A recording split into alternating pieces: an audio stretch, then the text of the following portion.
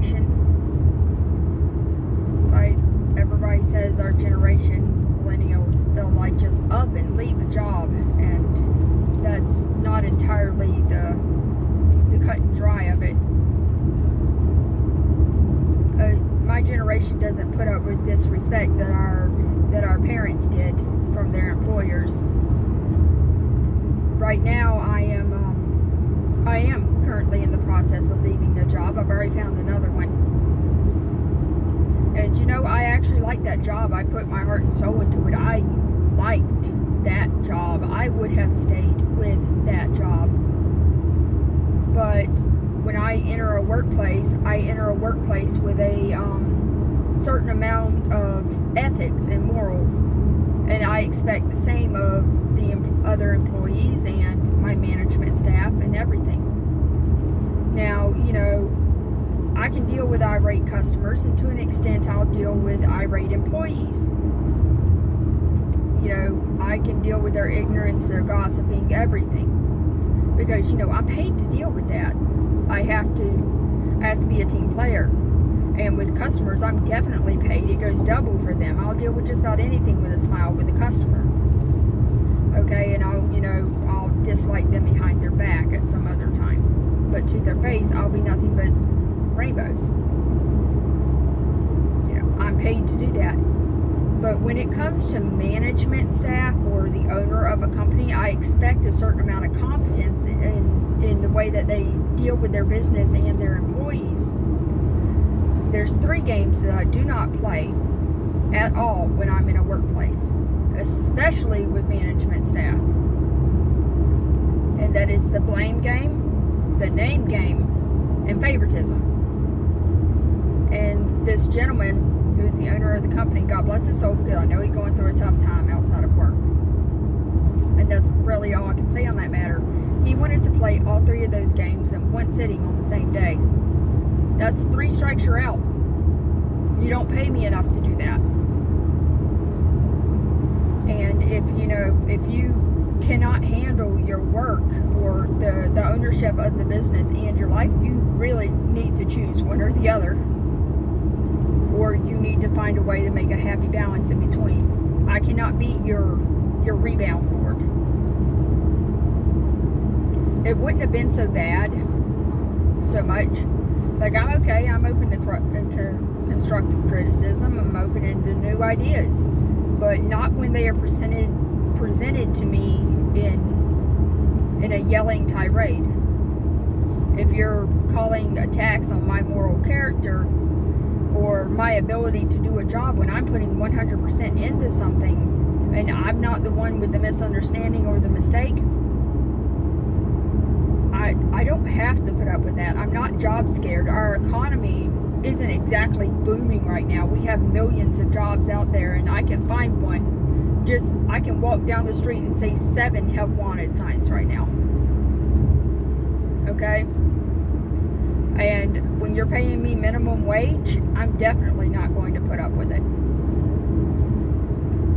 I'm appreciative of the work I had there, but I can't put up with that. I cannot let people walk all over me like that. Not when I'm trying to, build up my own self, my own self-esteem.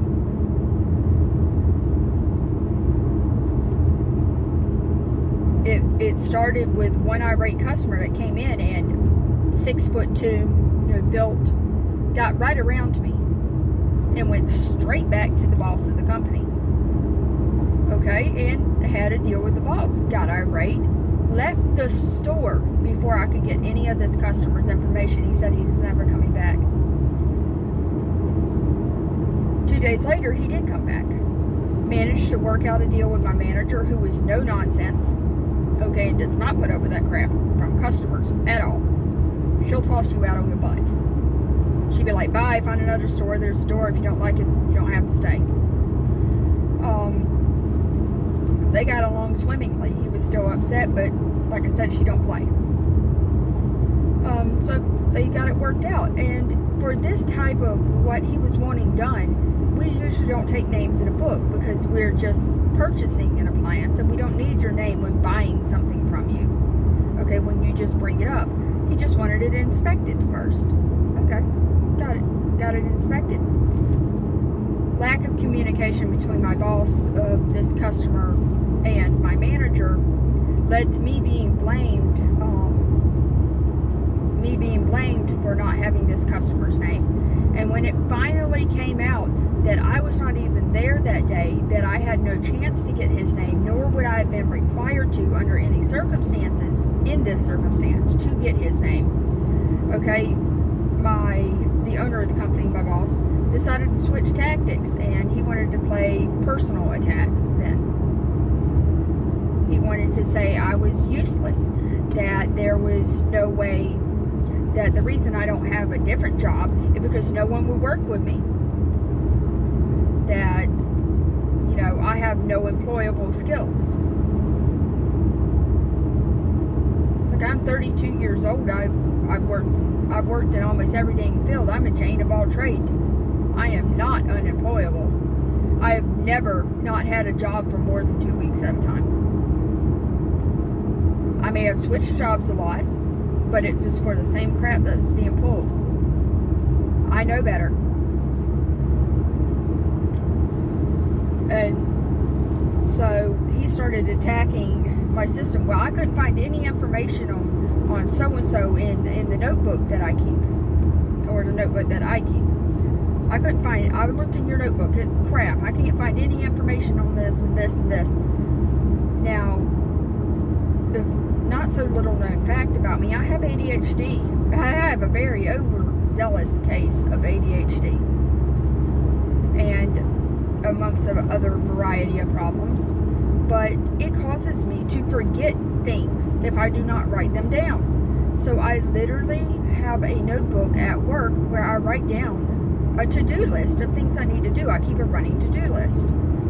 Okay, it'll start off when I go in for today. I need to do the hours. I need to get the log-on credentials done. I need to get the sweep, mop, all that stuff. Water the plants. Okay, I need to check the voicemails and the texts coming into the company phone and respond back to the customers. And as I check them, I'll add more stuff to the list. And when I deal with customers, I'll add more stuff to the list. And then I'll add notes. When I complete something, I'll add a note.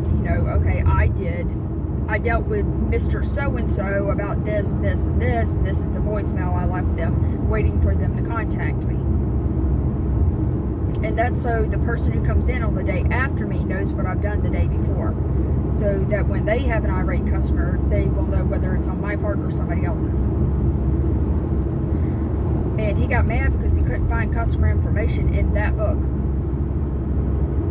The book for the customer information is sitting right next to it. It says customer information on the cover. Right next to it.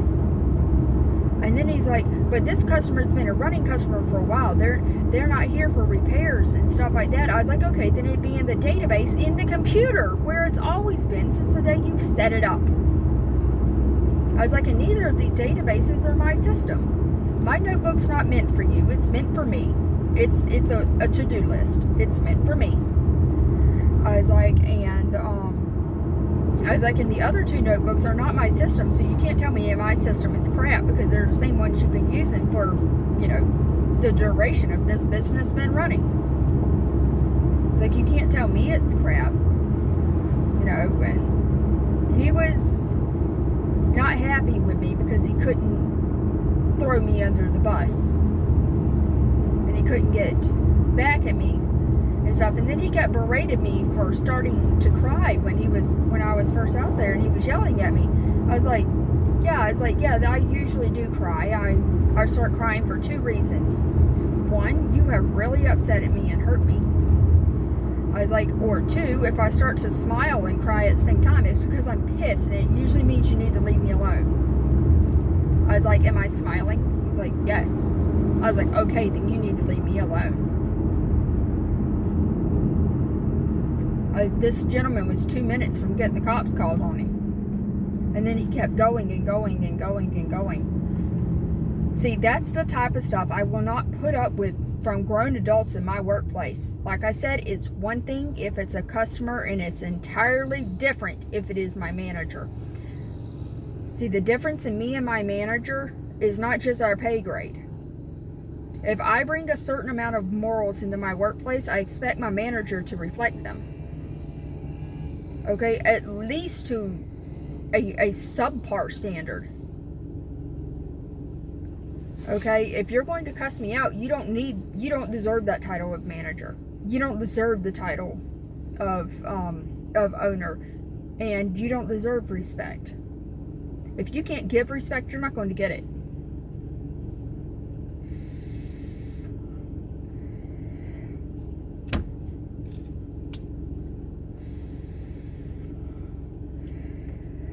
Nonetheless, I don't work there anymore.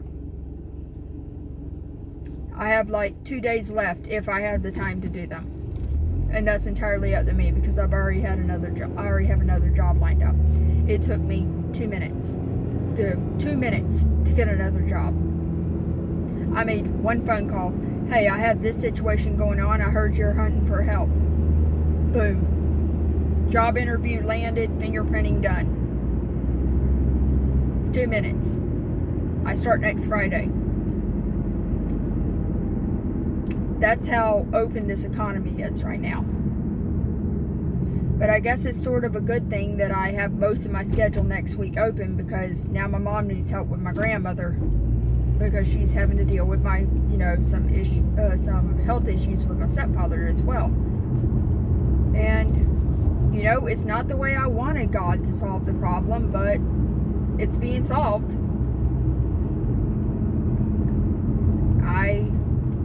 I went to a sermon earlier in this year, not too long ago, and the preacher says, you have not because you ask not. He's like, you need to proclaim and stand on the promises of the Lord. And he's like,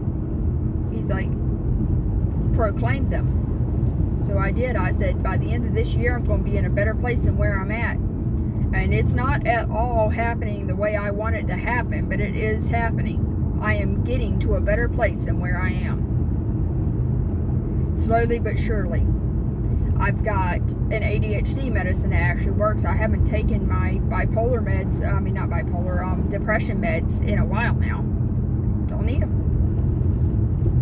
It's getting better. I was able to put money back into savings. And this is one blow now that has been dealt low on me, having to deal with the switching of jobs again.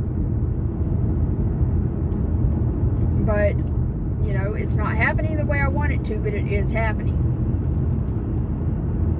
I'm getting to a better place than where I'm at.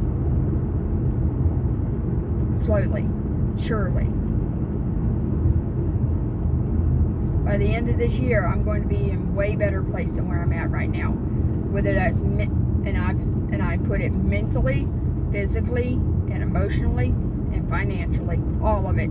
All the way around, I'm going to be better off. It's getting there. Financially, it's going to take a hit, but it's all right. Sometimes I guess the mental side has to come first. And the first thing to get into a better place on any mental problem is get the toxicity out of your life. And I don't need that. I don't need that kind of toxicity in my life. So I'm happy to be done. I am going to miss, being able to stay away from home and hang out with the parents of my friends and stuff. But, it is what it is. I can still visit them. We can still go swimming. I can still see childhood friends and, neighbors and parents and stuff later. There's nothing stopping me from still hanging out with them. I certainly won't have to worry about the rising gas prices now because my new job's only 3 miles from my home. That's nice.